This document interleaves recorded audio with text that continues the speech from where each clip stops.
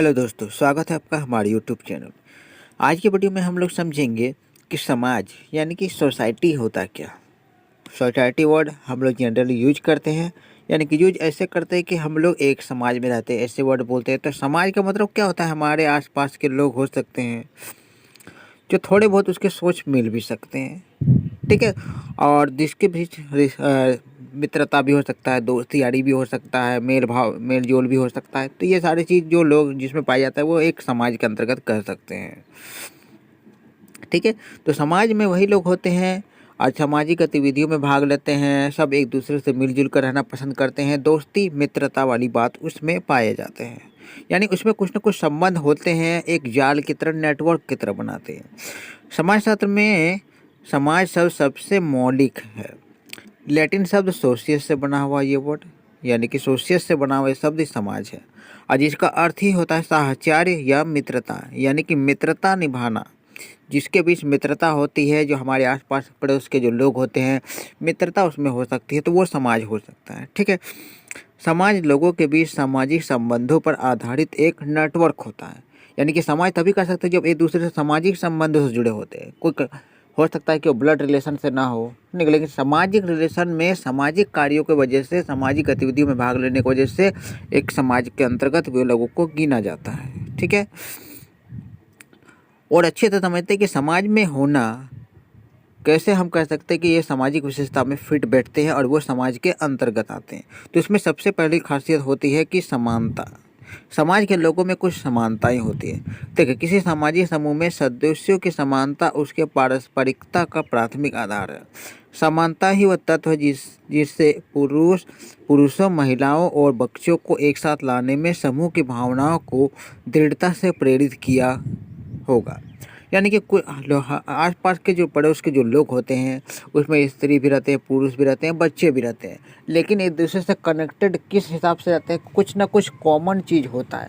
अब हम लोग ऐसे, कभी ऐसा भी हो सकता है कि आसपास में एक ही धर्म के लोग रह रहे होते हैं, ऐसा भी बात होता है कि एक ही समाज के लोग रहते थे। तो धार्मिक धर्म वाली बात जो होगी वो समानता हुआ सबके बीच। तो इसी तरह से हर समाज में कुछ न किसी तरह की समानता हो सकती है जो एक दूसरे के करीब लाता है लोगों को। दूसरा विशेषता होता है सामाजिक संबंध। अच्छा, संबंध हम की भावना को संभव बनाता है। अब जब एक समाज के लोग, एक तरीका से हम लोग कह सकते हैं कि हम लोग, यानी हम जो होता है आसपास के लोगों को अपनापन को दिखाता है कि हम लोग, मतलब हम लोग सब अपने हैं और हम लोग एक साथ है, यानी कि हम की भावना समाज में दिखाता है। अगला विशेषता क्या है? अंतर। समानता की भावना हमेशा पर्याप्त नहीं होती। ये जरूरी नहीं कि हमेशा कुछ ना कुछ समानता हो। एक समाज में रहने वाले लोग भी जरूरी नहीं कि समानता हो, कुछ अंतर भी होता है, कुछ विविधताएं होती है। जैसे अंतर कैसे होता है? श्रम का विभाजन। श्रम का विभाजन मतलब हो सकता है कि एक समाज में रहने वाले लोग एक ही काम नहीं करता। समाज में बहुत सारे लोग रहते हैं तो अपना अपना अलग काम कर सकता है। कोई डॉक्टर है, कोई वकील है, कोई मिस्त्री है, तो अलग अलग काम करने वाले, यानी विविधता भी होता है, वो भी एक समाज को बनाते हैं। वे अपने अपने रुचियों, क्षमता और योग्यताओं के आधार पर होते हैं और एक दूसरे से भिन्न होते हैं। तो इसके द्वारा भी समाज का संगठन होता है। यानी कि अलग अलग लोग पेशा से जुड़े हुए, कुछ रुचियाँ भी अलग है, लेकिन फिर भी उसको समाज में गिना जाता है, ठीक है। उसके बाद है अन्योन्य या श्रीता। ये क्या चीज़ होता है कि मनुष्य के लिए अपनी इच्छाओं को अलग थलग रहकर पूरा करना संभव नहीं है। देखो, समाज लोगों की सभी आवश्यकताओं को पूरा करता है। अब ये देखिए, इसके अलग अलग रह के कोई प्रोग्राम या फिर कुछ भी नहीं कर सकते। मान के चलिए एक समाज में रहने वाले लोग क्या कर सकते हैं? एक प्रोग्राम का आयोजन करना चाहते हैं, कुछ जैसे कीर्तन हो गया या फिर कोई जलसा, बड़ा जलसा का आयोजन करना चाहता है, तो क्या एक आदमी कर सकता है? तो पूरा सोसाइटी, पूरा समाज के लोग मिलकर करते हैं।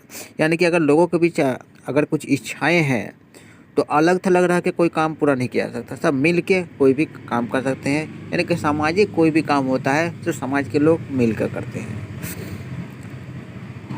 अगला विशेषता है सहयोग। समाज के लोगों के बीच सहयोग की भावना होती है, अंतर नहीं हो सकते। यदि समाज के सदस्य सामान्य उद्देश्यों के लिए मिलकर काम नहीं करते हैं तो वे सुखी और आरामदायक जीवन नहीं जी सकते। यानी कि अगर सुखी रहना है, अगर आरामदायक रूप से जीना है, तो समाज के लोगों को भी सहयोग की भावना होना चाहिए। मान के चलिए एक समाज में बहुत सारे लोग रहते हैं, और किसी के घर में कुछ मेडिकल इमरजेंसी आता है, किसी का तबीयत ख़राब हो जाता है, ठीक है, एक घर में तबीयत ख़राब हो जाता है, आधी रात को मान के चल तबीयत ख़राब होता है, तो उसका मदद करने के लिए सबसे पहले कौन होता है, उसके समाज के लोग आते हैं, उसके आस पड़ोस के लोग होते हैं, वो सबसे पहले मदद करता है। तो ऑब्वियस बात ये होता है कि सहयोग की भावना ही हमें आगे बढ़ाता है, ठीक है। उसकी दूसरी विशेषता होगा नेक्स्ट जो है प्रतिस्पर्धा, यानी कि कुछ कंपटीशन हो सकते हैं। किसी सीमित चीज़ को पाने के लिए संघर्ष आवश्यक होता है। अच्छा, कोई रिसोर्स होता है जो सीमित मात्रा में है और लोग बहुत ज़्यादा है, तो उसमें कंपटीशन होता है, प्रतिस्पर्धा होता है, तो यानी कि समाज में प्रतिस्पर्धा भी होते हैं। उसके बाद है समायोजन। नेक्स्ट विशेषता हो गया समायोजन। प्रतिस्पर्धा और संघर्षशील व्यक्ति और समूह अपने रिश्ते को समायोजित करते हैं।